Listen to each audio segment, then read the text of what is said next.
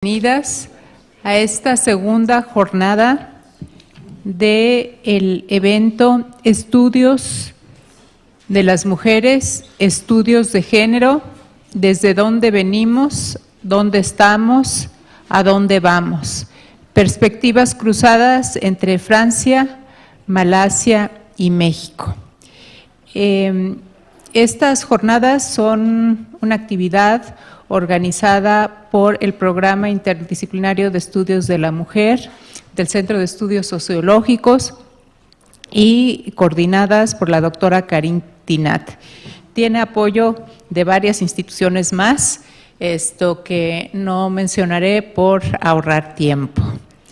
Esta sesión tenemos al profesor Eric Fassin, que nos va a presentar una conferencia que se llama La política racial del matrimonio del mismo sexo, filiación, familia y nación. El doctor Eric Fassin es profesor del Departamento de Ciencia Política y del Centro de Estudios Femeninos y de Estudios de Género de la Universidad de París 8. Es sociólogo y sus investigaciones se enfocan en los procesos de politización de las cuestiones sexuales y raciales en Francia y en los Estados Unidos, de sus relaciones e interacciones, particularmente en el campo de las identidades nacionales y de la inmigración en Francia y en Europa.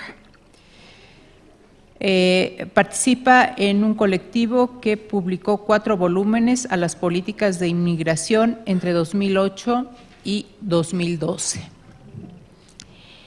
Tiene un catálogo enorme de obras publicadas en francés. Voy a leer los títulos en español.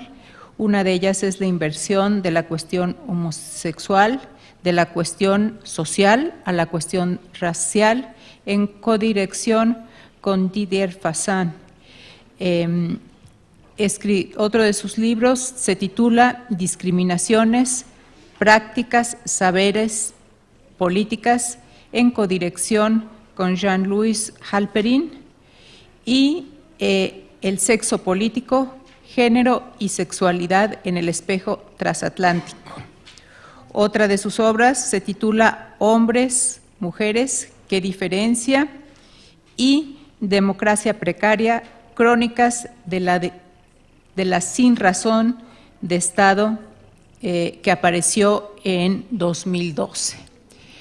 Decía yo que estas obras están publicadas en París, están en francés, pero para Eric Fassin también publicó en el marco de la cátedra Simone de Beauvoir, Género, Sexualidades y Política Democrática, obra que está en castellano y accesible a muchos de ustedes. Hasta aquí la presentación formal que amablemente me pasaron sobre el profesor Eric Fassin.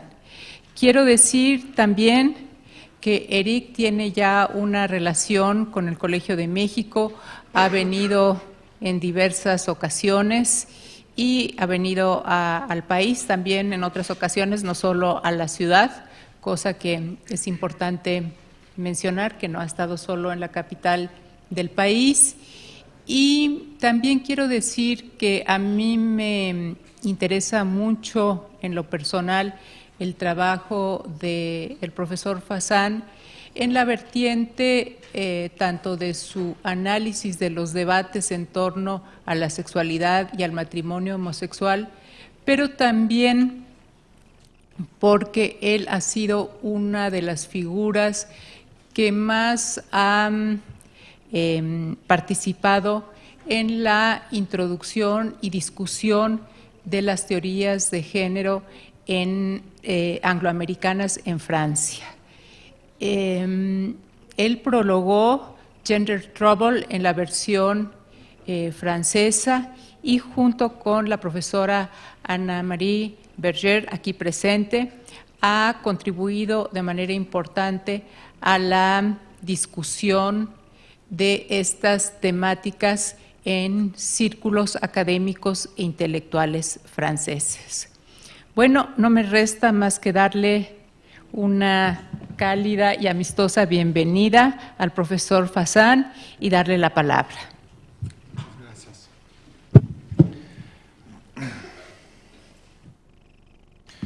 Muchas gracias, Gabriela.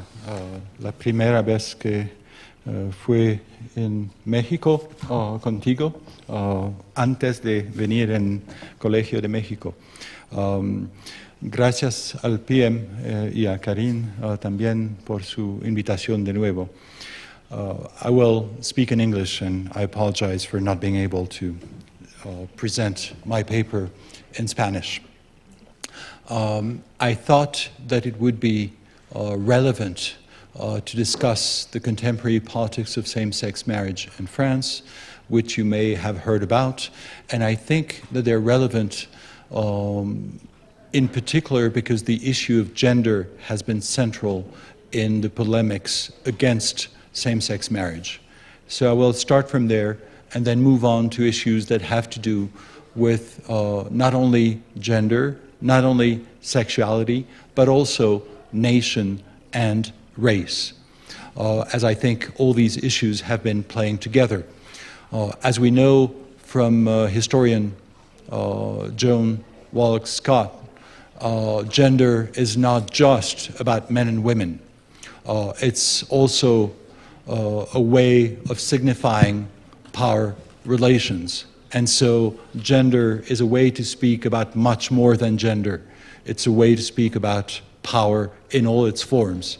And this is the guide that I'm taking for my own presentation, so that gender is not this sort of self-enclosed category, but it's an opening onto many other issues that I think are important today. So what happened in France in the last few years? And you will see that I will try not to limit the story to a French one, precisely because what is at stake is the nation. And so in order to understand what is at stake in this redefinition of the nation, it's useful to bring in comparisons with other countries. So what happened in France? You may have heard that when, after François Hollande was elected as president, and he decided that one of his most visible decisions would be to open marriage to same-sex couples. And the name of this bill is Mariage pour tous, marriage for all, which seems a bit threatening and ominous, of course, but which is meant to sound democratic. So when François Hollande made it clear that he was going to do what he had promised he would do on this front, at least, then what became very visible was also that there was a huge mobilization against this bill. It surprised many, but in some ways we should not have been that surprised. First, because we saw in the late 1990s the very high level of hostility against an early version of marriage for all, which was called, and which is still called, Pax, civil union open indifferently to same-sex and different-sex couples. That was the late 1990s, and the level of homophobia that was explicit in the public sphere, the media, the streets, etc., was very high.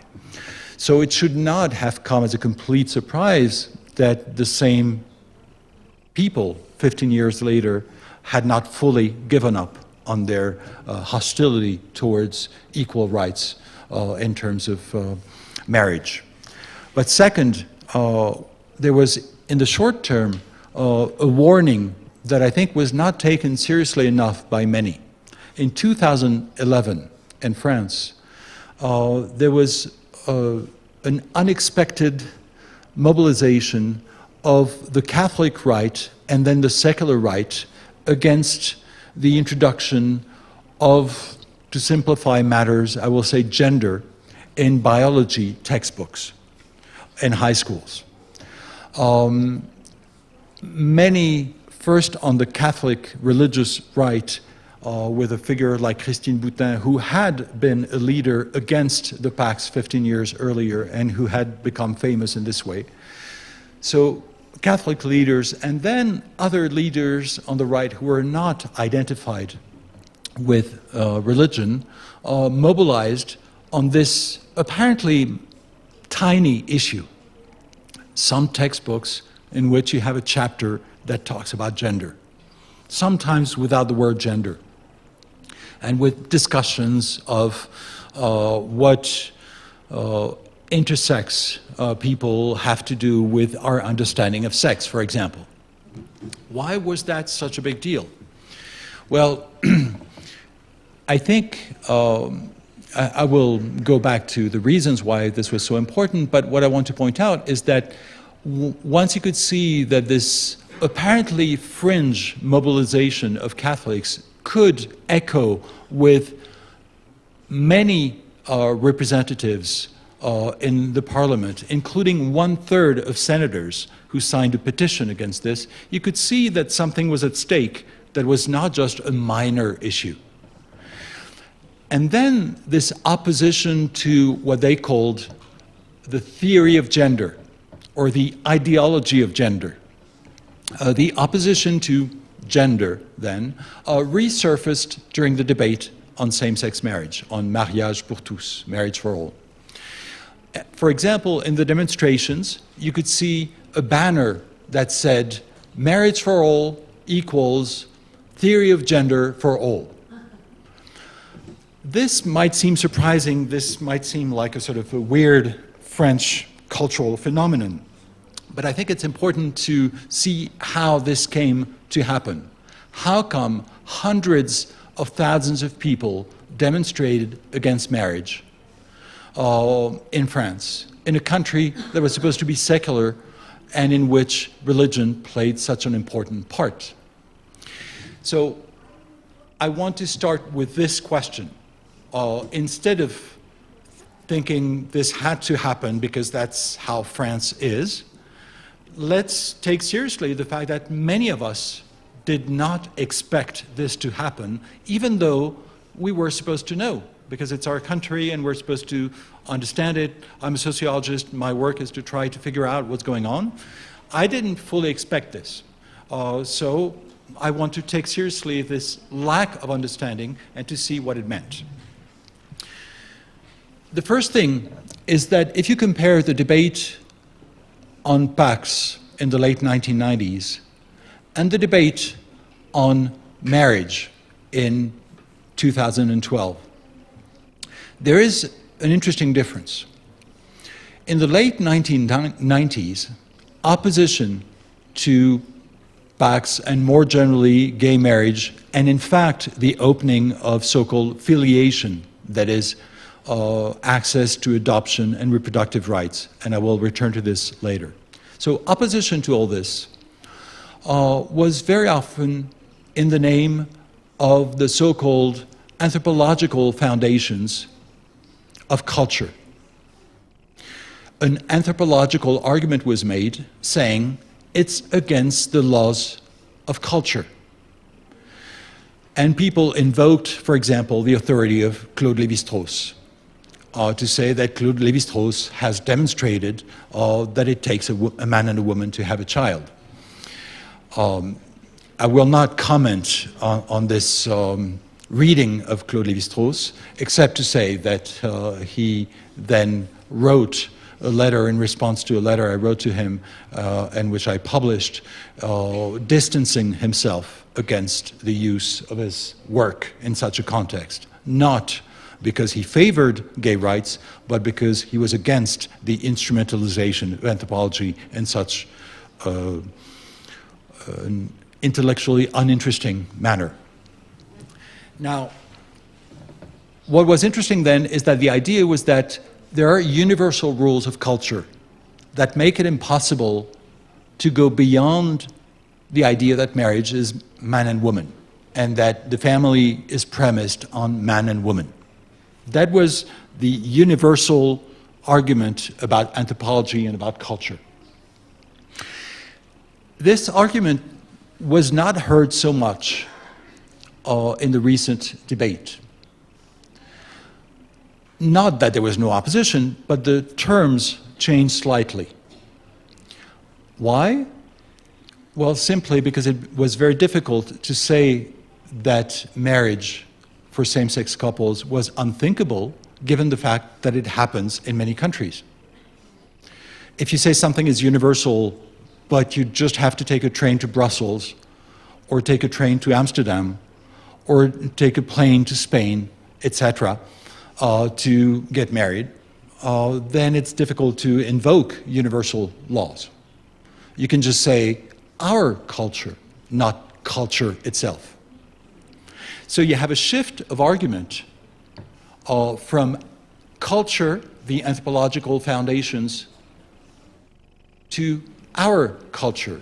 So something that has to do with national identity, or if you will, from anthropology to ethnology. That's just a way to summarize this shift from culture to our culture. There's a second shift, because there was another kind of argument that was still heard, and which was used in particular in Catholic circles, is that if it takes a man and a woman, it's not just because it's in our culture, but it's also because it's biology. For example, in the demonstrations, it said, there was one banner that read, pas d'ovules dans les testicules, no eggs in testicles, which made it clear that it was about biology.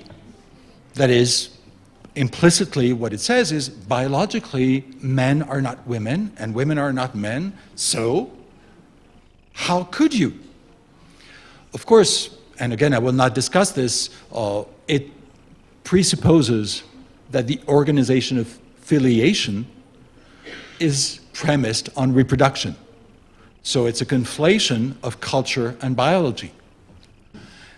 So the two rhetorics that you have in the recent debate is, on the one hand, it's our culture, on the other hand, it's biology. Now the Church, the Catholic Church in France, was in a good position on both issues.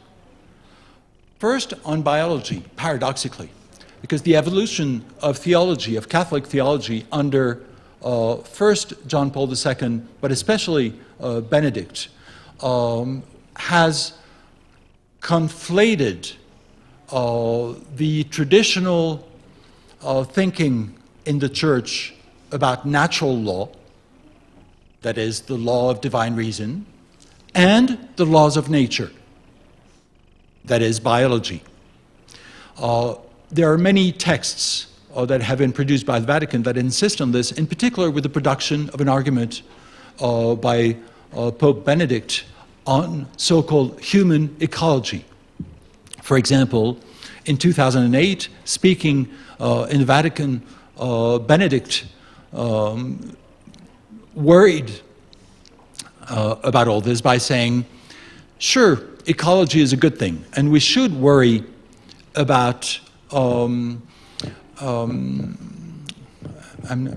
it's not the term in English, tropical forests. There's another term in English. Jungles? It's not jungles, there's another term. Rainforests, thank you. So we should worry about the condition of rainforests. Thank you for that. We should worry. But it's not enough to worry about rainforests. We should worry also about marriage, about heterosexual marriage, because it is endangered, just as rainforests are endangered. Hence the need, not just for ecology, but also for human ecology. So this argument about the heterosexual rainforests of marriage, I think reveals something about the biologization of natural law by the Vatican, which makes it possible to say that it's the same as the laws of nature. So it's no surprise that you could have demonstrators complaining, asserting that there were no eggs in testicles, which indeed is a fact, as far as I know. I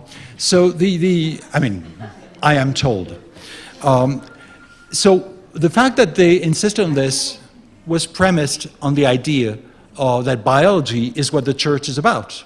So as if, which in my view is a radical evolution of Catholic theology, as if God and nature were one and the same.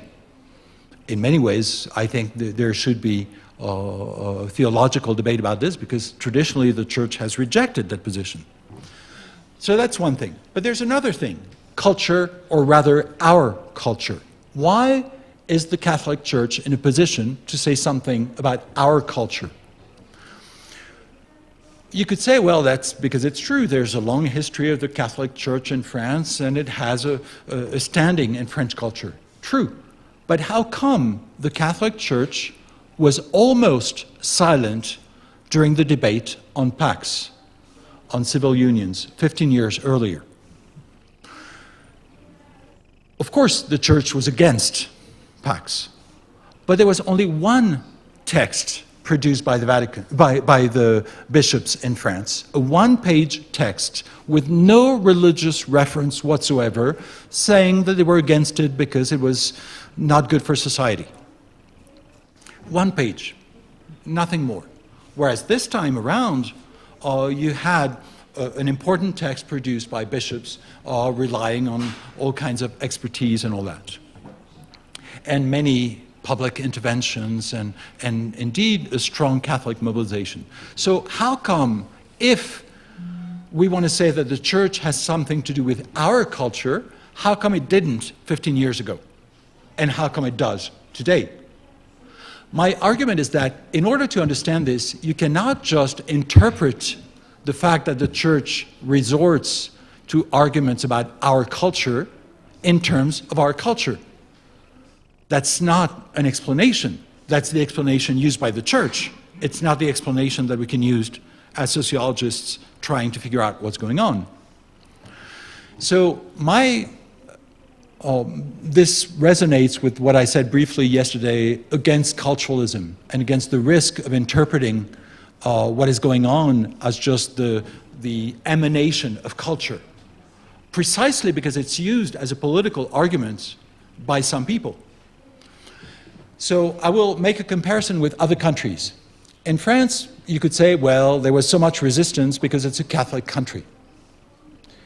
But, as many have noticed in France and elsewhere, Catholic countries have opened marriage to same-sex couples.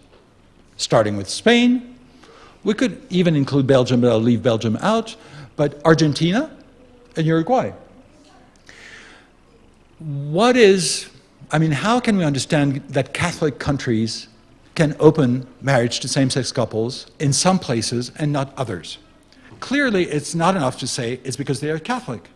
Otherwise, it would be the same all over. So what is the difference?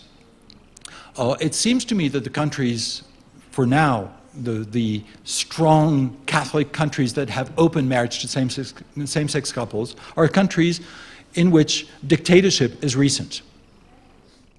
Argentina, Spain, Uruguay, and it seems to me that this importance of the recent past of dictatorships helps understand why the church does not, in those countries, have a strong social standing for criticizing these evolutions, because the church was compromised with dictatorships. And so it is difficult for the church to resist what is presented as modernization, because modernization is also a way to distance oneself from a recent past of dictatorship. So if I am correct in this hypothesis, what you can see is that the interpretation is not cultural, it's political. It's because of the recent political history connecting the church to dictatorships that the church did not carry so much weight, despite its opposition to same-sex marriage, in Spain, Argentina, the country of the Pope, and elsewhere, of the new Pope. So if we look for an interpretation in terms of political history in the case of France, what do we find? How come the church that was absent from the debate in 1998 became prominent in 2012? It's not eternal France, it's today's France. So it's not a resurgence of the past. It's something that comes from the present. I think this has to do with the politics of national identity that were developed by former President Nicolas Sarkozy between 2007 and 2012.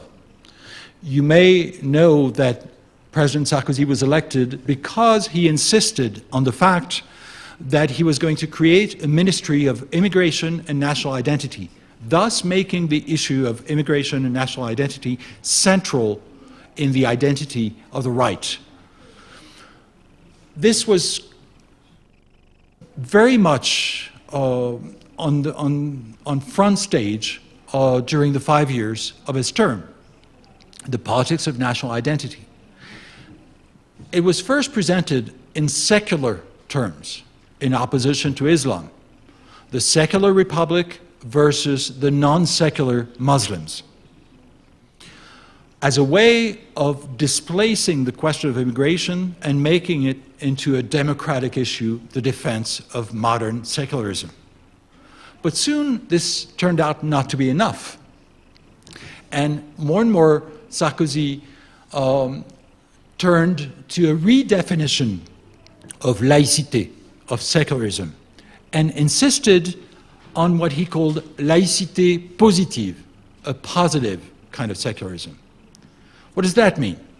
Well, that means implicitly that laïcité, as we know it, secularism, is not that positive. First. And second, it means that if we're talking about Islam, then we should have a negative laïcité, negative secularism. So basically, the new kind of laïcité invoked by Nicolas Sarkozy under the name of laïcité positive, positive secularism, this new kind of laïcité is against Muslims, but in favor of making more room for the Catholic Church. Hence, a speech that Nicolas Sarkozy gave in the Vatican in which he explained that the priest was more important than the teacher, which is a complete reversal of the imaginary of the Third Republic, of the Republican ideal that basically the teacher replaces the priest. So it was a complete reversal in which laïcité positive meant, in fact, no laïcité, no separation of church and state. And the President Sarkozy insisted very much on the fact that national identity was based on this legacy, this coat of churches covering the land of France, he insisted. So essentially, secular France was also Catholic France, which was a way of saying it was not Muslim France.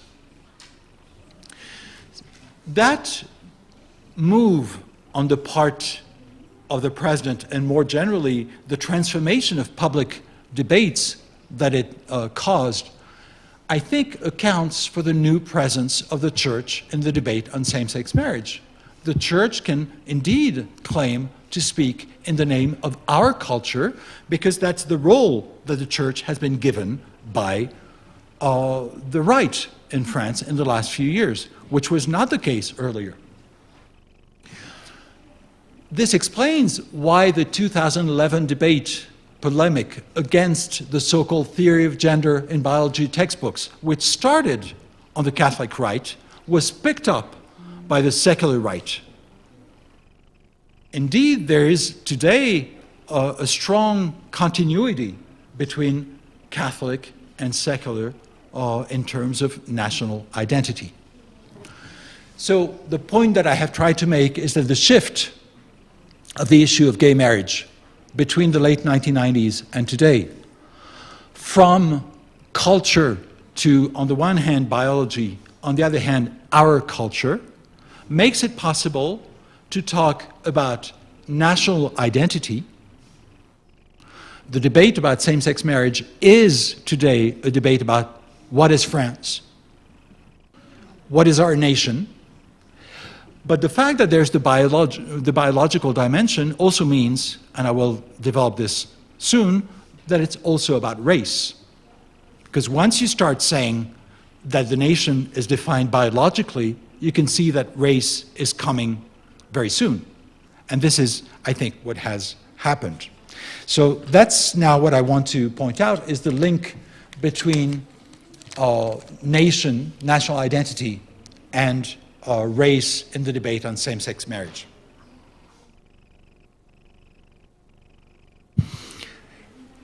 In the late 1990s, I was interested in the comparison between the debate that took place in France, which I have mentioned before, and the debate that took place in the US about same-sex marriage. And what struck me at the time, because I was interested in both countries, was how different the debates were in both countries. And in particular, there were other differences, but I will just focus here on one difference. The difference was about what was perceived as a problem or as the problem when addressing issues of same-sex marriage. In France, on the one hand, in the US, on the other. In France, clearly the debate on PACS, on civil unions, was not about couples. Even though it was officially about couples, really what people worried about was filiation. That is, access to adoption and access to reproductive technologies. So conjugality was not the issue. I describe this as a sacralization of filiation. What I mean by that is not necessarily that it was religion that talked about it, but that it was talked about in religious terms. And what do I mean by that? By the fact that people who opposed opening new rights to same-sex couples said, if we start having rights for couples, tomorrow we'll have rights to adoption and access to reproductive technologies, and that's bad because this should be kept out. That is, kids, filiation. It should all be kept out of history, politics, culture. These are defined by eternal laws that are immutable, hence the anthropological arguments.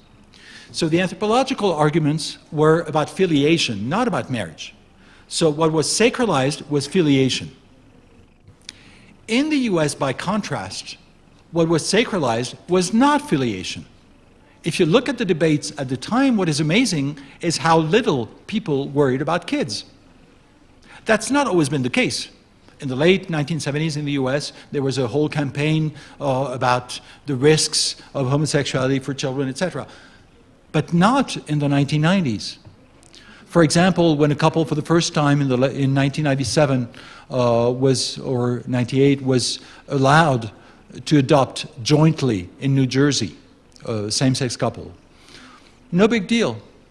It was a short news item.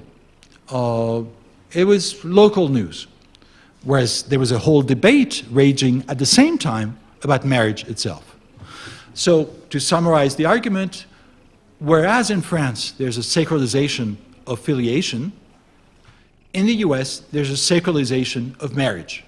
Marriage is that which should be preserved from history, politics, culture. It has to transcend our democratic debates.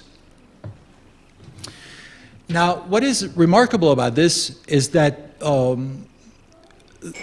the same debate is taking place in two countries at the same time, but the terms of the debate can be so different.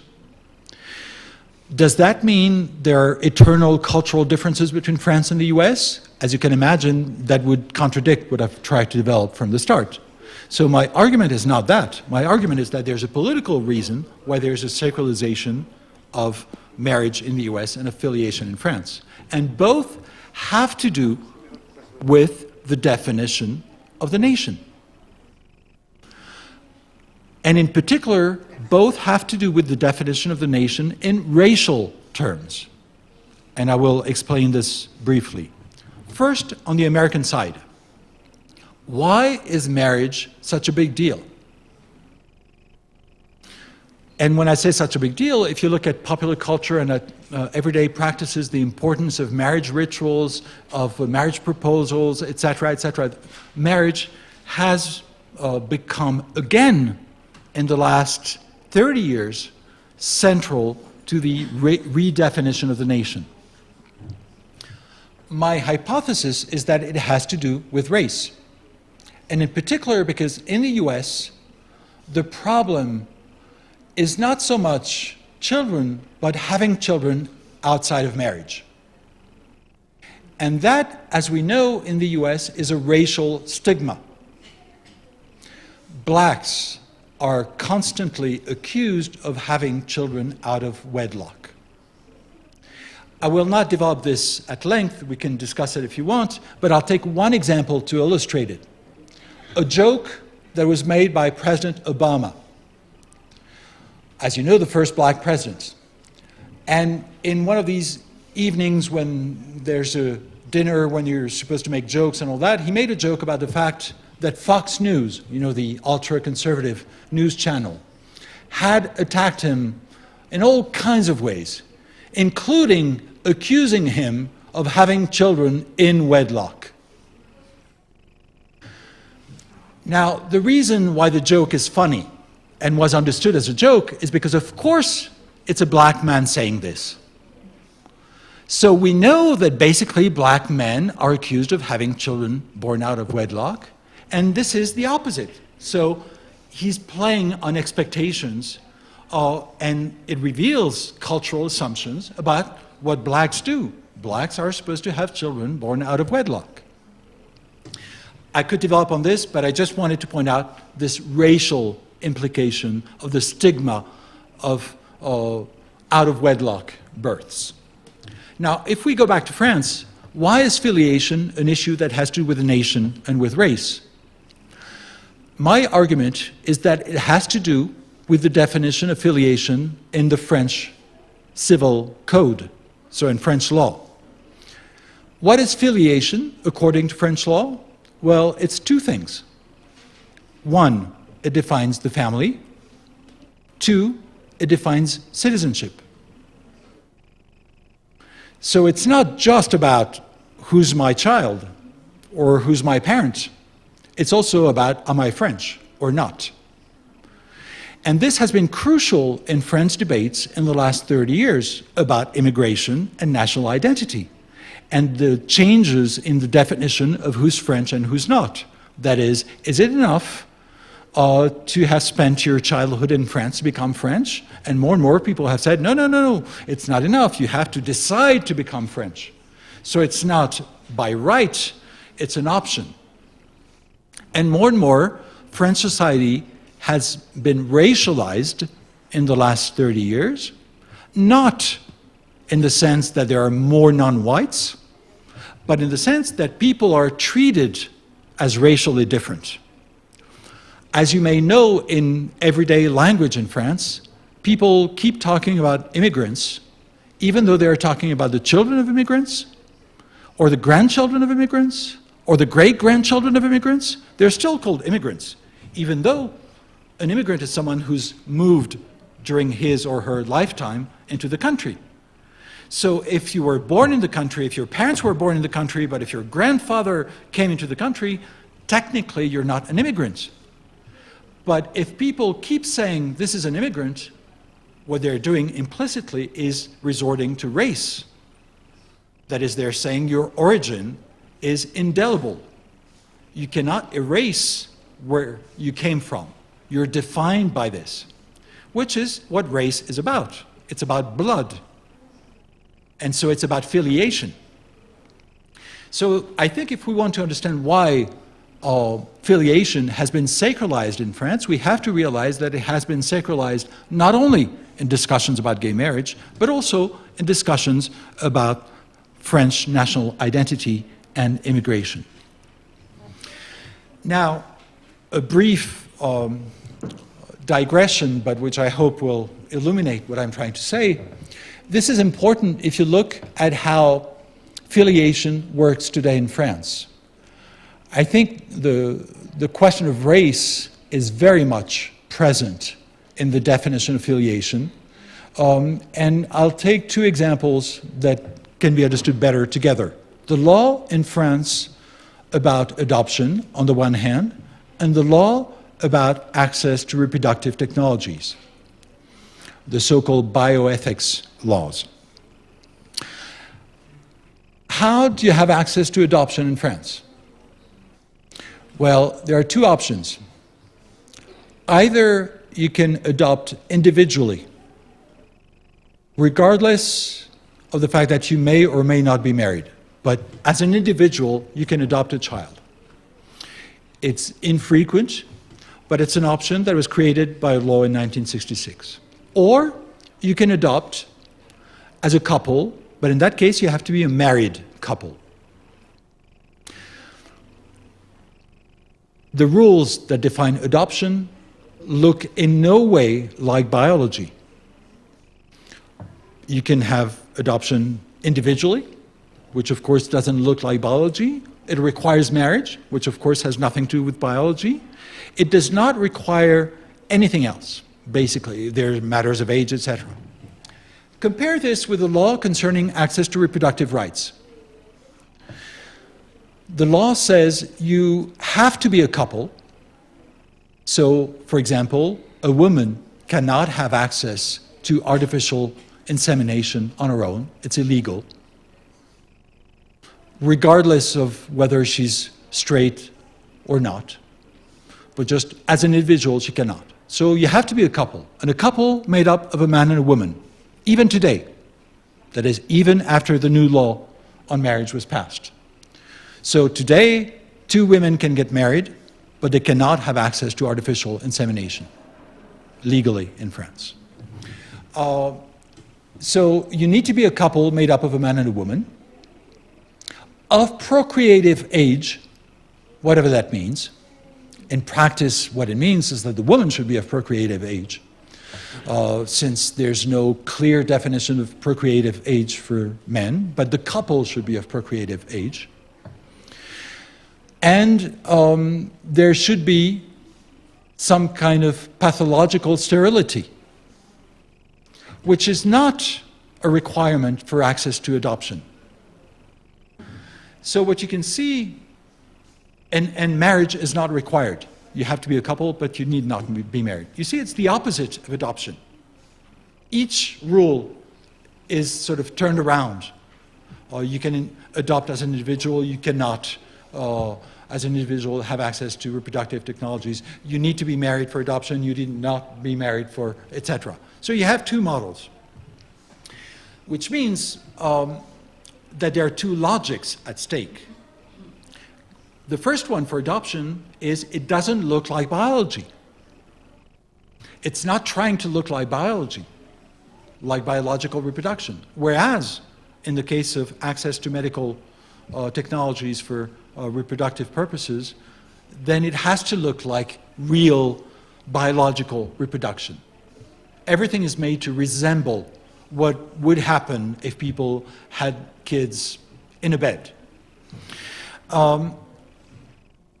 The consequence is that racially it works very differently, because it's supposed to be just like nature in the case of reproductive technologies and not like nature in the case of adoption. In practice, adoption today in France is primarily international adoption, which means generally children do not resemble their parents in a biological sense, whatever that means. And of course, I'm fully aware that resemblance then happens as a result. I mean, that's what sociology teaches us. But biologically, that's not the case. What is interesting is that in the case of reproductive technologies, on the contrary, there's a racial selection. It's not in the law, but it's in the regulations. So there will be a selection in which doctors will make sure that the child will have the same hair color, eye color, and skin color as the parents. This is never discussed. But what it means is that in one case we're saying it's not natural, so no big deal. You can have a black child and be white, so what? Filiation is not supposed to be natural. It's a social decision. On the other hand, in the case of reproductive technologies, they insist on the fact that, of course, the child has to resemble his or her parents. Now, that was essential in the debate, in the recent debate. Why is adoption today open to same-sex couples, but not reproductive technologies? The law has opened adoption to same-sex couples, but not reproductive technologies. Well, because adoption is not natural.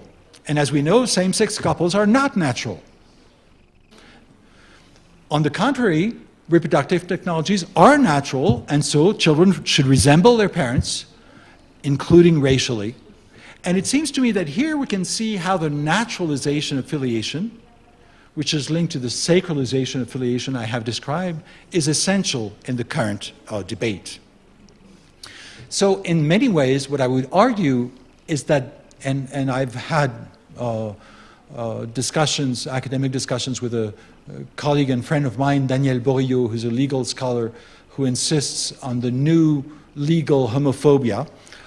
My argument is that the new legal homophobia, the new naturalization of filiation, is not just about homophobia, it's also about xenophobia. It's not just about sex, it's also about race. And I think it's important if we want to understand why it's been such a big deal. I think it's not enough to interpret in terms of homosexuality. I think it has to be interpreted also in terms of race, nation, immigration, national identity. Now, what I want to do in about 10 minutes, if that's okay, what I want to do now is what I've just tried to show in the first part was how, if we want to understand the place of religion, we have to look at the transformations about the debates about national identity. In the second part, what I've tried to show is how filiation is crucial to our understanding of the naturalization, the racialization of the nation. So in the end, my first conclusion could be that homophobia and xenophobia work together. Now, I want to suggest it's a bit more complicated, and sometimes the two can work in opposite directions. There can be a tension between these things, and that's what I want to do now. There has been a debate in France and more generally in Europe in the years 2000 about, and also in the US, about so-called homo-nationalism. The term was coined by Jasper Poor, I believe. It has been used by other scholars. And what does that mean? The case of the Netherlands is crucial in this. Netherlands, as you may recall, is the first country in the world that opened marriage to same-sex couples in 2001. And it's in that same year that a new kind of populism started rising, embodied by a man named Pim Fortuyn, who was later assassinated, and who reconciled two apparently different positions. On the one hand, a radical Islamophobia, a denunciation of immigrants, and a defense of Dutch cultural values, on the one hand. And this, we can see, is something that has spread throughout Europe. The idea that immigration and Islam undermine our national values. But at the same time, he was gay. And he was not just gay, he was flamboyantly gay. And even more than that, his political stance was premised on the fact that he was gay. That is, he was against Muslims, he said, because he was gay. Because he felt that his freedom as a gay man was undermined by the presence of Islam in his country. As he put it in a rather unelegant fashion, he resented the fact that imams wanted to prevent him from fucking Moroccan boys. So he linked populism to issues of sexuality. And this has been very important in Europe in the last decade. The idea that either you support what I would call sexual democracy, that is rights for women and for gays and for lesbians, etc., so sexual rights, or you defend racial minorities or immigrants or Muslims, etc. So the politics of sex on the one hand and the politics of race on the other. The Dutch example is not unique in any way. Nicolas Sarkozy used the same rhetoric, and you even started having Marine Le Pen, the head of the National Front, just before becoming her father's successor at the head of this extreme right movement, saying that in some parts of France, in some of these banlieues where you have many immigrants, and it was difficult to be a woman, it was difficult to be gay, it was difficult to be white, it was difficult to be Jewish. Basically, all these categories becoming synonymous. That is, women and gays and Jews are part of us, and this is the extreme right speaking, as opposed to Muslims and immigrants who are part of them. Now, this transformation of populism in Europe is very important. That is the alternative between sexual rights on the one hand and racial rights on the other.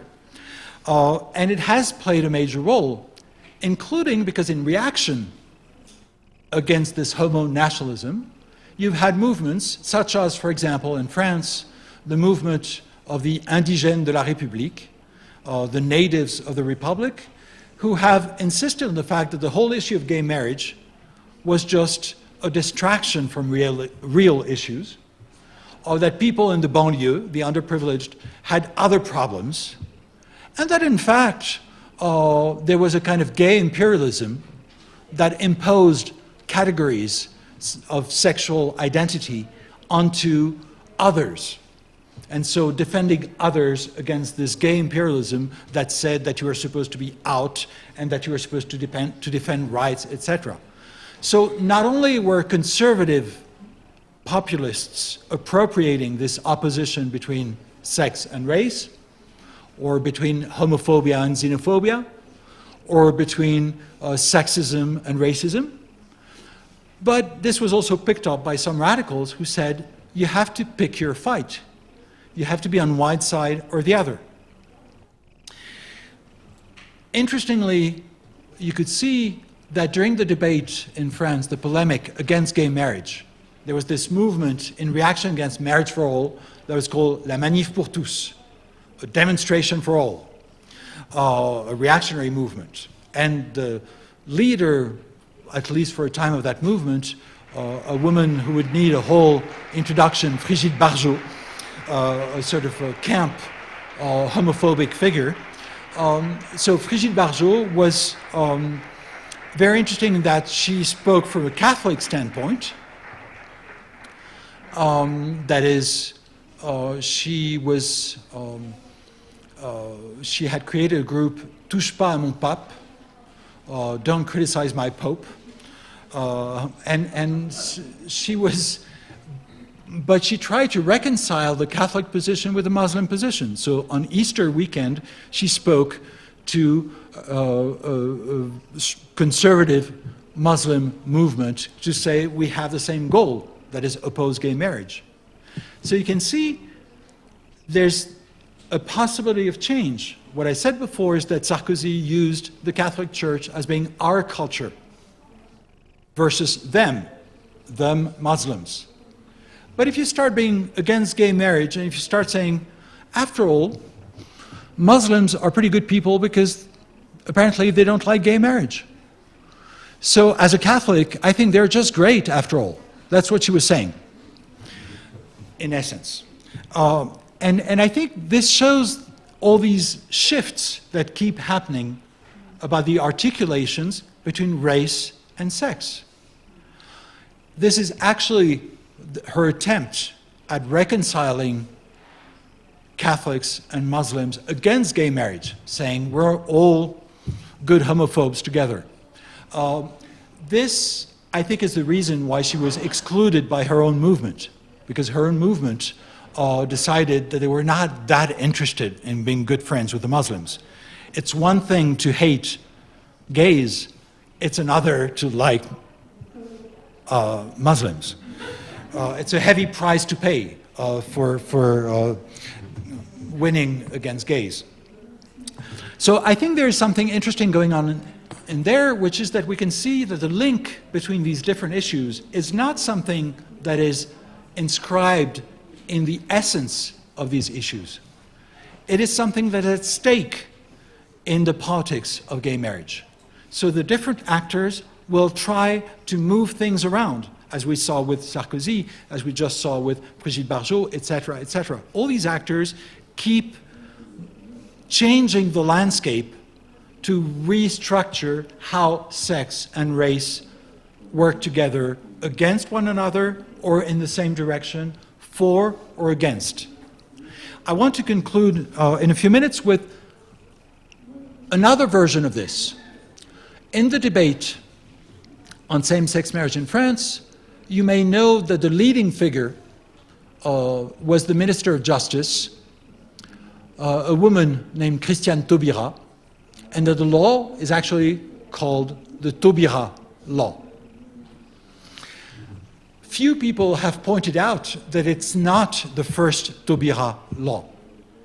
So the law on gay marriage, which has her name, was preceded in 2000 by another Taubira law, which was about the recognition by the French state of slavery as a crime against humanity. So this woman is strongly identified with issues that have to do with race, not only because she's black, and she's been attacked in racist terms during the debate on gay marriage, but also because she's been involved in the politics of race through this law on slavery. I think it is important because she comes from French Guyana, and so from overseas territories. And it's very much part of her public identity, including when she opened the debate in France on same-sex marriage, she made references to a poet from her own land, Léon Gontran Damas, whom she quoted extensively.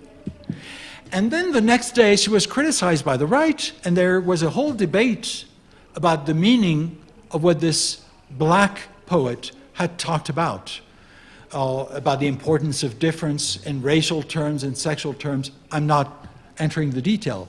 But you had a debate in the National Assembly at the same time about racial and sexual difference taking place thanks to the initiative of Christiane Taubira. And later on, there was a very interesting debate between her and a black representative from Martinique. This man named Azero complained about this new law and said, we in the Antilles, we don't like this gay marriage thing. It's not part of our culture. So in a way, he was using an argument that said that it's about culture and about the difference between us and them. Precisely the debates that I have described in the years 2000. And Taubira's response was very interesting, because she turned the tables around. What she said was, as black people, she didn't say blacks, but that's what it meant, as people from the former colonies, we know how important the freedom to marry can be. Precisely because we've been deprived of this freedom. So in essence, what she was saying is that you're telling me that as a black man, because of your culture, you cannot support gay marriage. I'm telling you that as black people, because of our legacy, we should support the freedom to marry. So she was turning the tables around, saying that race and sexuality don't work in opposite directions, that gay rights and black rights work in the same direction. Let me now make a short comparison with the US. You remember in 2008 when Barack Obama was elected, first black president. At the same time, there was a debate about Proposition 8 in California. Proposition 8 abolished gay marriage that had just been established in California. And opinion polls showed that it was in part due to the black vote. That is, apparently many blacks voted against gay rights in California, at the same time as many gays in the US voted for a black president. So the tension between black rights and gay rights was very visible and very much discussed at the time. What happened in 2012? You remember the Supreme Court decisions. The Supreme Court decisions on gay rights, and in particular concerning Proposition 8, turning things around. Now, what did Barack Obama say about this? He took a stance in favor of gay rights. But look at his inaugural address in January 2012. I'll read just one sentence. He says, "We the people," and as you know, that's a reference to the inaugural texts in the American tradition, "declare today that the most evident of truths, that all of us are created equal, is the star that guides us still, just as it guided our forebears through Seneca Falls and Selma and Stonewall." Seneca Falls, as you may know, is the founding moment of feminism in the US in the 19th century. Selma is a founding moment of civil rights in the 1950s. And Stonewall is the founding event of gay rights in the late 1960s. With the alliteration, Seneca Falls, Selma, Stonewall, what he's saying is that it's all part of the same story. So instead of saying either gay rights or civil rights, he's saying it's all the same. Now, what is interesting is that this, I think, is quite similar to the argument that Christiane Taubira is making.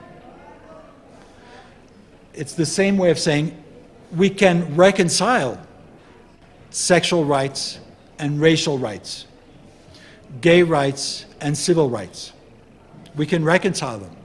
But of course, it doesn't mean that they're right. It just means that it's a battle. And this battle is still going on. For example, the Supreme Court decision favoring gay rights last June came the day after a decision by the same Supreme Court on the Voting Rights Act, which was against civil rights. So it's constantly a battle that is taking place in France, in the US, and elsewhere about how to articulate politics of race and national identity and politics of gay rights and more generally sexual rights that have to do with women and sexual minorities. Thank you very much.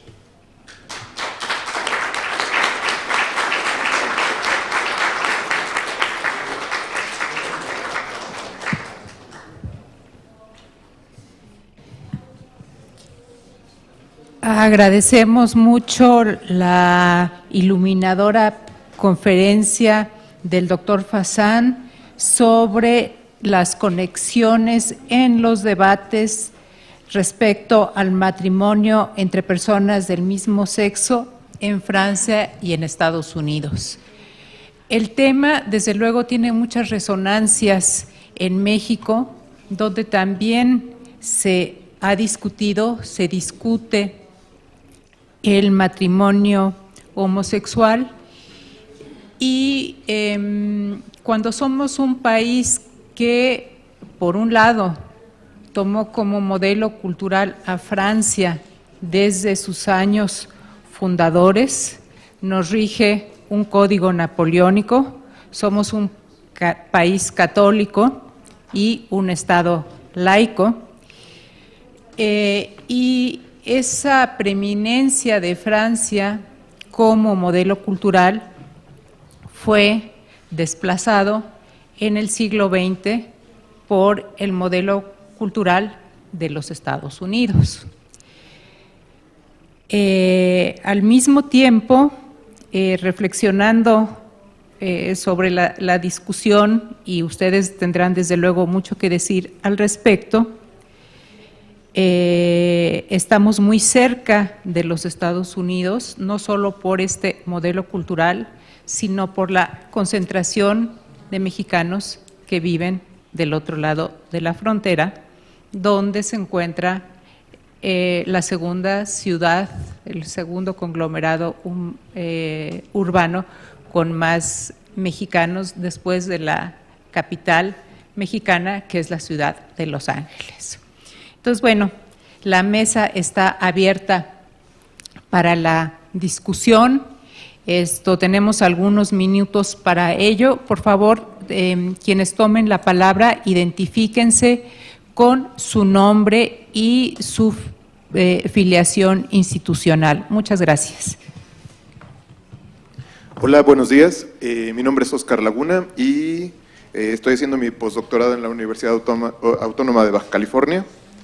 Eric, quería comentarte acerca de tu hipótesis de por qué se aceptó el matrimonio homosexual en Argentina y Uruguay, vinculado a la relación entre la dictadura y la Iglesia. Considero que esa hipótesis no responde plenamente, porque en ese caso Chile también en estos momentos tendría matrimonio igualitario, y no es así, está lejísimos de tenerlo, e incluso hasta 2005 apenas pudieron legislar sobre el divorcio. Considero más bien que tiene que ver con la fortaleza de los movimientos lésbico, gay, bisexual, transgénero, transexual, transvesti e intersexual, lo que hace la diferencia. Tiene que ver con el vínculo de estos movimientos en la lucha por los derechos humanos. Asimismo, considero que por la fortaleza que tienen para incluir sus demandas en la agenda gubernamental, así como en la agenda pública. Otro factor sería la idea de modernidad. Siempre en Latinoamérica la idea es tienes que ser moderno, de pasar de una etapa premoderna a lo moderno, y actualmente ser moderno es considerar otro tipo de arreglos parentales o arreglos familiares. Asimismo, tendría que ver con la globalización, de cómo se está influyendo las ideas del cambio familiar en las costumbres y cómo son recibidas por la población a través de distintos medios, como son la televisión o el internet. Gracias. Vamos a tomar otras preguntas antes de darle la palabra de nuevo a Eric. Por aquí a mi izquierda, ¿alguien había levantado la mano? ¿Sí?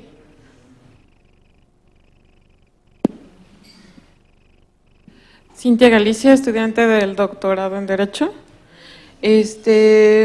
Aquí en México es todo lo contrario respecto a la legislación. Las mujeres pueden acceder en la Ciudad de México en específico, a los servicios de reproducción asistida sin necesidad de estar casadas. Sin embargo, por ejemplo, una mujer soltera no puede, no es sujeto del derecho a adoptar un niño. Y en este caso ya aquí tendríamos los dos tipos de situación civil que sería el matrimonio entre personas del mismo sexo o sociedades en convivencia y el matrimonio normal. Sin embargo, cuando yo trato de pensar en este cruce que usted hace de raza y sexo, me lleva, por ejemplo, a pensar en el tipo de uniones, digamos, que hay en las comunidades indígenas en México, en donde el sentido comunitario, más bien, de la filiación hace que los niños de una comunidad, digamos, sean niños o niñas, sean de la comunidad. Y como este punto de vista de la raza no me queda muy claro cómo dónde se encuentra el punto de vista como comunidad, o sea, sería lo que a mí me gustaría preguntarle. Pareciera como que la raza a la que se está refiriendo o la identidad a la que se está refiriendo sería una sola identidad y un solo tipo de raza. Entonces, no sería como, a mi punto de vista es que hay muchas cosas que estarían faltando ahí en ese cruzamiento de sexo y raza. Bueno, Marisa.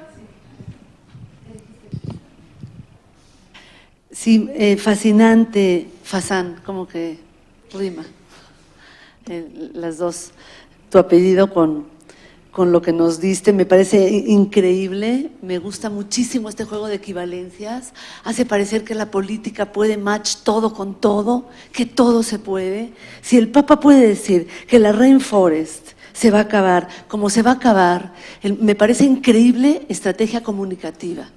Me parece que eso se pone en la televisión, si Televisa lo agarra, si se pone en las redes, es impactante la forma en que nos están desposeyendo, y eso tú tuviste una intervención hace unos años de cómo la derecha o el pensamiento más conservador o eclesiástico se está apropiando. Parece que todos los discursos son volátiles, que la ecología, que el feminismo, todo es posible para todo, que la desposesión de lo que es legítimamente, puedo hablar así, legítimamente de izquierda, nuestro, whatever nuestro means, está siendo posible de pasar de mano en mano. ¿Qué operación intelectual tenemos que desarrollar para ponerle fin a esta desposesión? Gracias, Marisa. Y para continuar con el debate, decía yo hace un momento que en México, con respecto al matrimonio homosexual, estamos por un lado con Francia, Estados Unidos, digamos, en medio, y también estamos a la mitad del camino porque el tema se está discutiendo en el país. Tenemos no solo al Distrito Federal, sino a 7 entidades federativas, no las voy a enumerar, que han legislado el matrimonio homosexual sin adopción. Esto en estados tan diferentes como Oaxaca, un estado tradicional con una población indígena importante, y un estado del norte blanco, vaquero, que es el estado de Chihuahua. Solo lo menciono para ponerle más a esta discusión.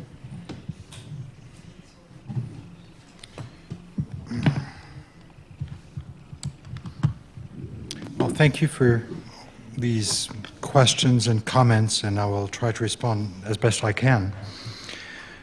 First,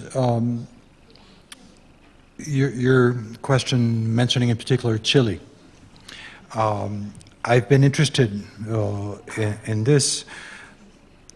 I would say first, I do not believe that the case of Chile disproves my argument. I could be wrong, but I don't believe it disproves it, because what you're saying is that there are dictatorships or former Catholic dictatorships that haven't yet opened marriage to same-sex couples. That's true. It doesn't mean that the fact that in the Catholic countries that have opened marriage to same-sex couples, the history of dictatorship is irrelevant. It's not sufficient, but it's one element that I think ought to be taken into account. And in fact, that's a problem of interpretation for any interpretation. For example, when you say, and I agree, that it has to do with modernization, the rhetoric of modernizing. And I've tried to argue that as well in some of my texts about sexual democracy, the uses of sexual democracy precisely to say we're on the side of modernity. That accounts for the fact that countries that are not particularly left-wing, let's put it this way, like Colombia, have started having real discussions about gay marriage as well. But Chile, which insists on modernization, hasn't opened gay marriage. So I think no key will explain everything. However, I do think that it plays a role. I could be wrong. Again, I do not claim to be certain, but I still think that it's worth taking into account. And it seems to me that you're right to say that we should take seriously the comparative weight of gay and lesbian movements. But the weight of gay and lesbian movements does not explain why in certain countries you will have millions demonstrating against gay marriage and others not. It may explain why in the end it still happens, but not the resistance. For example, in the case of France, we could say millions vocally opposed gay marriage, and it passed. Are we going to think that the gay movement is immensely strong in France because it overcame this? I'm not sure, frankly. I've worked with the gay movement for 20 years. It's not that many people. There's not much money. So there's not that much organizational. I'm not saying it has no weight, but less weight, I think, than the organized church siding with political parties. So the reason why it worked, I think, is not entirely because of the social movement. So I don't want to erase the social movement, of course, but I think it's not sufficient to explain why in some cases it works and in some cases it doesn't, I think. Second, your question about race in Mexico. I'm not sure I have a good contribution to make to this, except maybe one thing. The national rhetoric of race in Mexico, if I'm not mistaken, is radically different from that of France or most other countries, in particular because the idea of mestizo is, and the idea that it's a nation defined by the mixing of races, I think is central to national identification. Does that mean that there's no race in Mexico? I don't believe so. The fact that there are different national imaginaries of race does not mean that some countries have race and some do not. Because in fact, France officially does not have race. Race does not exist in France. We don't count who's black, who's white, who's Muslim, who's whatever. We don't count that. That's not part of the census. We don't do race. And everyone will tell you this is a Republican country based on universalist values, and race does not exist. If you look at Brazil, people will tell you that it's another story because there's the racial democracy and this idea also of mixing race and etc. But more and more black movements in Brazil start saying, yeah, but race does exist. So I think what is complicated is that when we draw these comparisons, the national imaginaries of race are so different. But sometimes the way race itself functions as a way of separating populations, of saying us versus them, can be similar despite dissimilar rhetorics, national rhetorics of race, I think. So I'm not competent to say how it works in Mexico, but I suspect that it works even though the national imaginary is so different from that of France or other countries for that matter. About Maurice's comment, you're right. I think much of my argument today, but much of my arguments in general, not just today, have to do with the fact that there's no stable point in public debate. That I've tried to argue that in the past by talking about race, for example. I used a short story that I'm sure people know here well, the story by Borges on the writing of the Quixote by Pierre Menard. I don't know if you're familiar with that story, but it's Borges who explains the fact that there's this French writer, Pierre Menard, who's writing in the late 19th century, early 20th century, who's writing Don Quixote. And it's interesting because he's not just sort of doing an update of Don Quixote, he's sort of recreating entirely Don Quixote, except that he writes, in the end, exactly, word for word, the same text. So you would think, what happened to this sort of new writing of Don Quixote? Well, the argument, the ironic, paradoxical argument that Borges makes is that it's a completely different text. It's identical, but it's radically different. It's radically different because it's in a different context. That is, for example, the language of Cervantes was modern language. When you write the same words several centuries later, it's archaic. So the same text in a different context means the opposite. And I think I suggested creating the theorem of Don Quixote, the Quixote theorem for the social sciences, which is that the same thing in different contexts can mean the opposite. There's a corollary to this theorem, which is that the opposite thing in different contexts can mean the same thing. So the politics of race can vary in different countries and within the same country at different times, but I think it's all about contexts.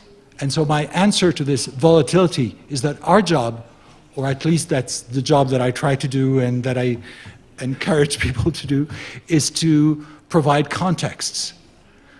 I'll take one example briefly of, in the debate on gay marriage, people that I have called progressive conservatives who oppose gay marriage in the name of the symbolic order, who wanted to preserve the cultural foundations of society, etc., who were supposed to be on the left, but who indeed defended this sort of conservative status quo. They tried to make it look like a left-wing argument by invoking radical transgression. That is, basically they said, you know, we love gays, but we love them to be transgressive. So it's too bad they shouldn't marry. That's really a waste. Because what's great about gays is that they're subversive. So they should stay subversive. In many ways, this was an argument used to justify a conservative position for a left-wing audience. So I think context is important, because indeed you can have a radical critique of gay marriage in the name of gay subversion, etc. Indeed. But if you don't bring the context in, you're lost. So I think context is, for me, the key word. That is, whatever we say only means within the context in which we say it. That's very banal, but I think providing this context is the work we can do so that we're not fooled by the rhetorics used, say, by the Pope turning ecologist, etc., etc. And one last word about this. The one reason why I think, for me, making these kinds of arguments that I have tried to make today, connecting sexual politics and racial politics, is important, is because very often the debate about gay marriage is presented as a debate about gay rights, and therefore as a liberal versus conservative issue. Liberals defending rights and conservatives defending the order of things. And radicals, or a more critical left, are very often uncomfortable with this. Sure, they're not on the side of conservatives, but it's hard to side with liberals who just want to defend rights. What I have tried to show is that the issue of rights is not the only thing that is at stake in gay marriage. It has very much to do with norms and not just rights. The reason why people are fighting so hard about this is because it redefines social norms. And in that sense, I think there can be a radical position, a critical position, and not just a liberal position on the issue of gay rights.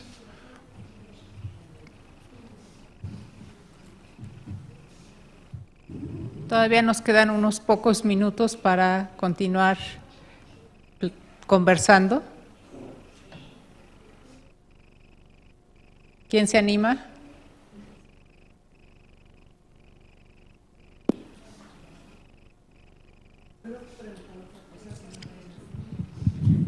Sí, claro. Bueno, es una pregunta muy tonta, me da vergüenza preguntarla, pero ya no estamos pensando, me amanecí esta mañana viendo que la ONU está peleando por la memoria histórica en contra del franquismo, ya no tenemos estas ideas de memoria y de la lucha por de esclarecer lo que, como una política, ¿no? Lo que pasó y esta desviación de la democracia y estas luchas que son más bien como de ideas, de pasiones, de la manera de hacer política ahora es situar versus, equivalencia, context. Yo te estaba preguntando también por la operación intelectual y tú has dicho situar el contexto, pero el contexto sigue siendo un juego muy inteligente, ya no de pasiones y de convicciones, sino de poner equal versus paradox.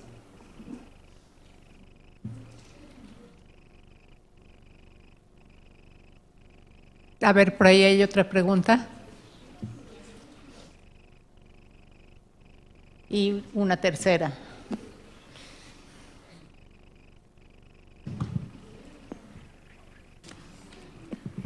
Bueno, la información que llegaba desde Francia respecto a la reacción de ciertos sectores franceses respecto a los matrimonios entre las personas ¿Nos das del tu mismo nombre y sexo? afiliación? Perdón. Sí. Bueno, mi nombre es Yolanda Correa y de la Universidad Autónoma de Querétaro. Gracias. Una de las cosas que me llamaba la atención en el internet es ver las fotografías de esa inmensa marcha, ver en los puentes de París esas mantas conservadoras, pero también me llamaba mucho la atención que fue, bueno, es mi impresión, a lo mejor es incorrecta, que la mayoría eran jóvenes, mujeres y hombres jóvenes. Entonces, ¿esto qué significa? No sé, algún comentario tuyo, o es una mala percepción mía, que eran gran cantidad de jóvenes que estaban acompañando y manifestando este conservadurismo, esta homofobia. No sé, me quedó esa impresión, ¿no?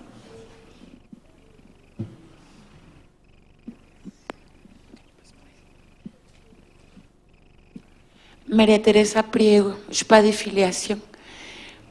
Ce que je voudrais te demander, c'est quelque chose qui n'est pas dans ce que tu as dit, mais quelle était ou qu'est-ce que tu penses de position des… Perdón. ¿La puedes decir en español? Porque sí. no te… ¿Qué piensas tú, cuáles fueron las posiciones de las escuelas psicoanalíticas más importantes con respecto al mariage pour tous y a la adopción?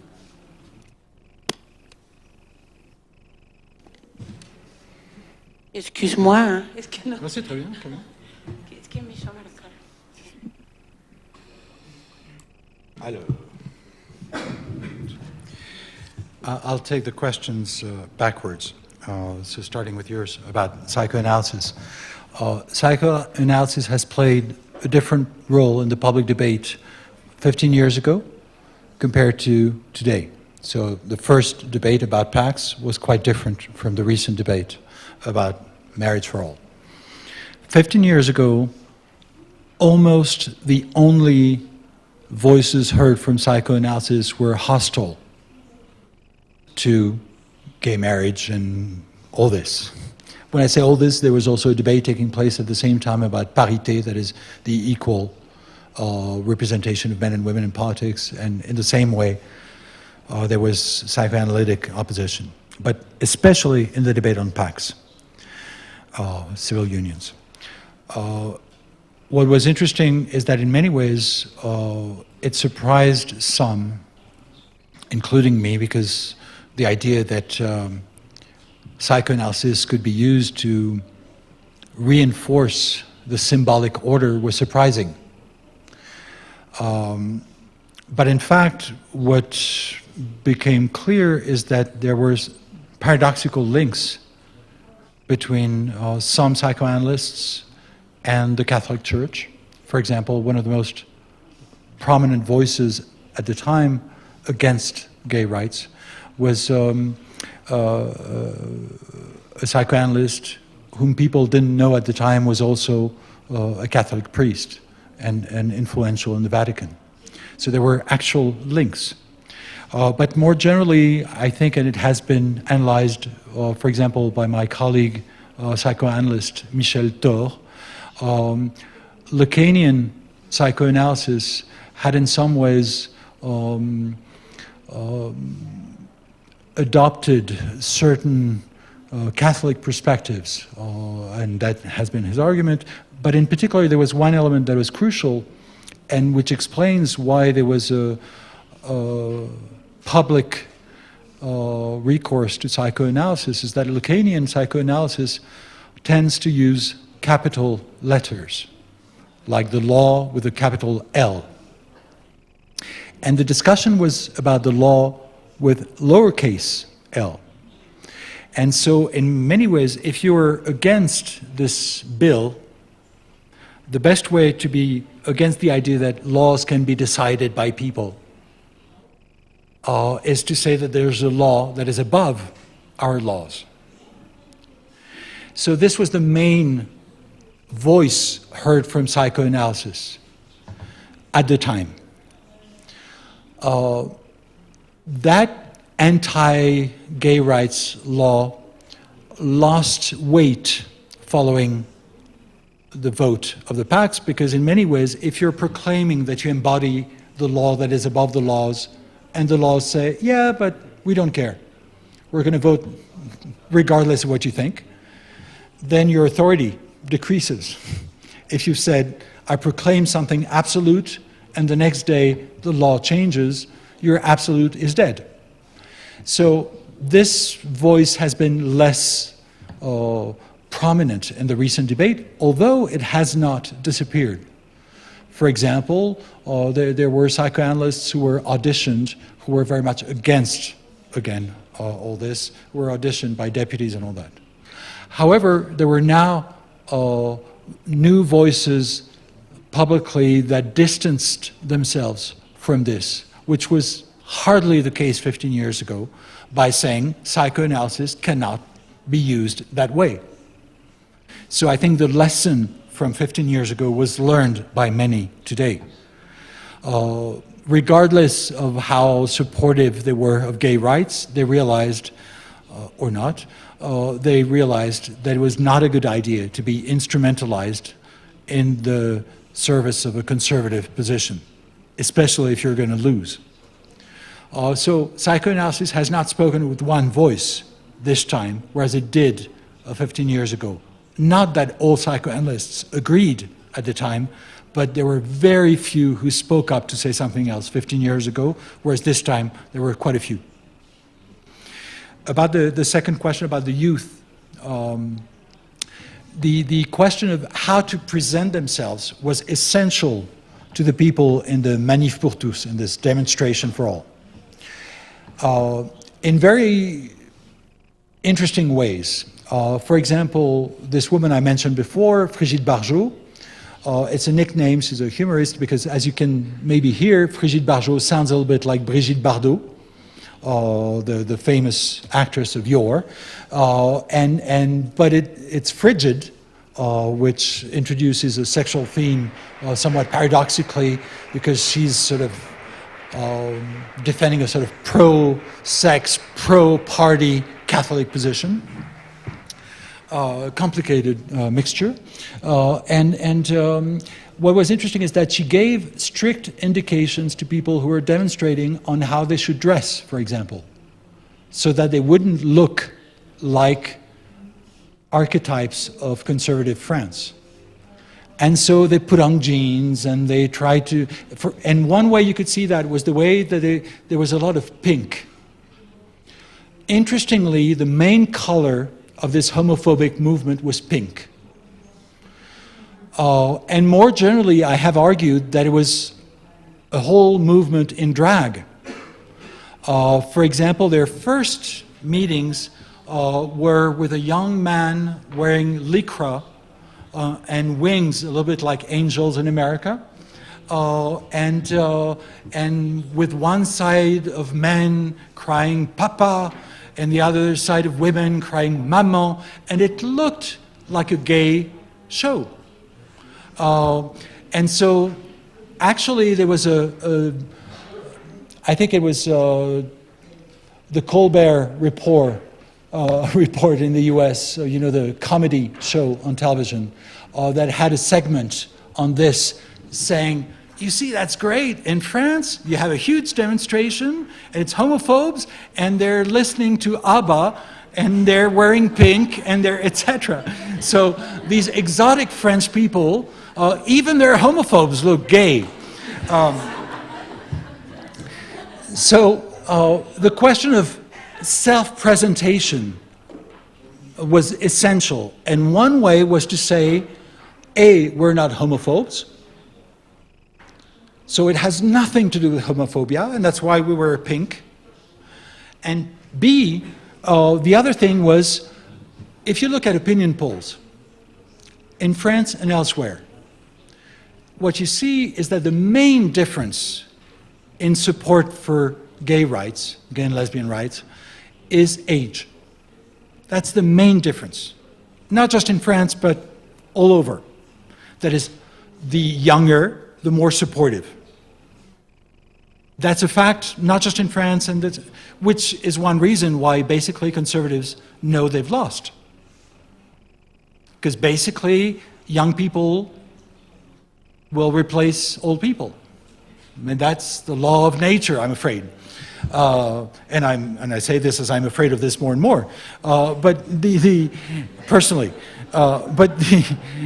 what I think is remarkable in this is that they try to give the impression that this was a movement of young people to contradict the basic fact of hostility. I'm not saying that there were no young people, but there was a self-presentation that insisted on that. For example, they created a movement that was called, I don't know if everyone has heard about this Ukrainian movement of the Femen, this feminist movement of women bearing their breasts for diverse feminist causes.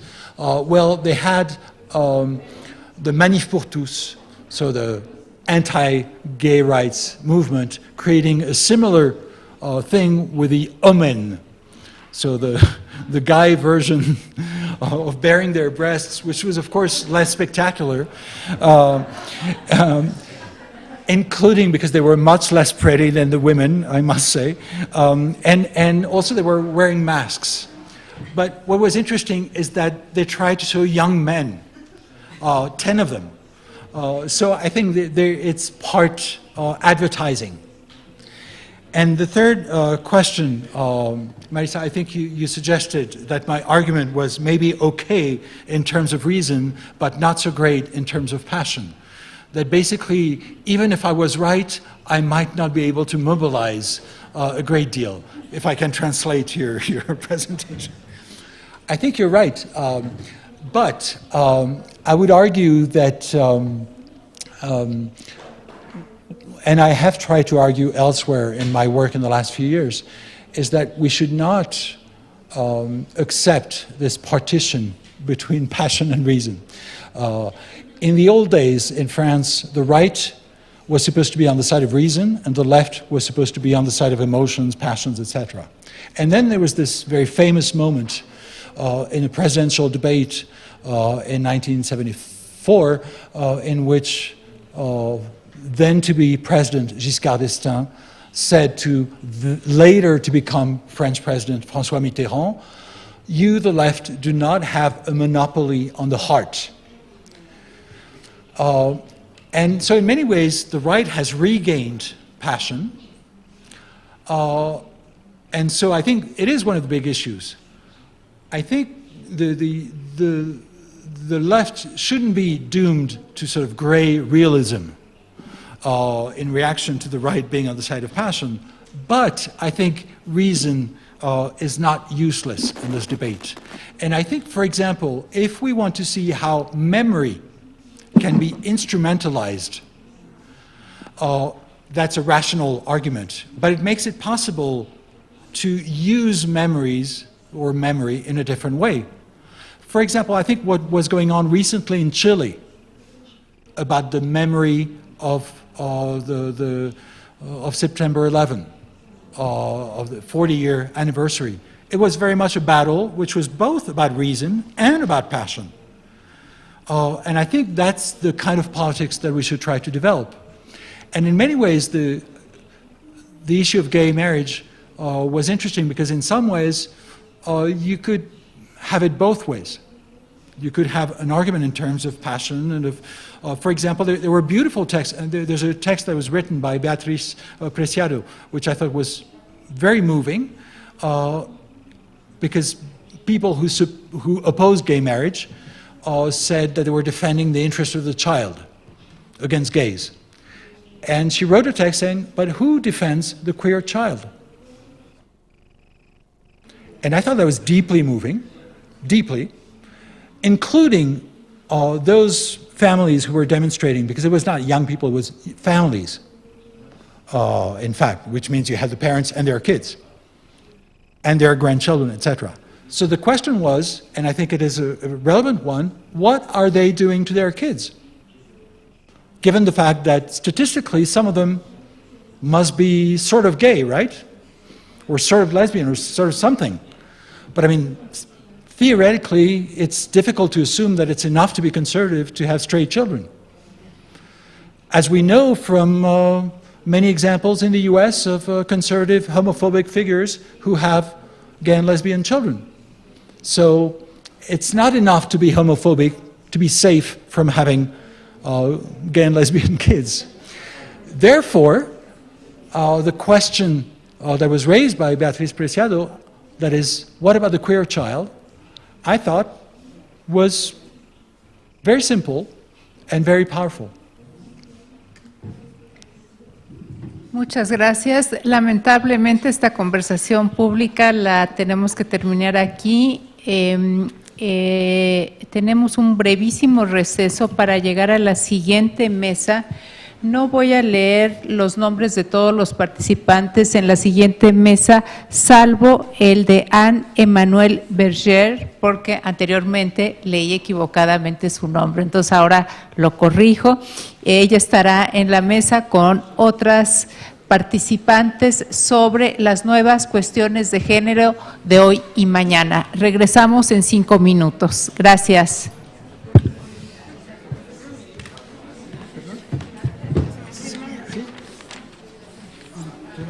Cintia.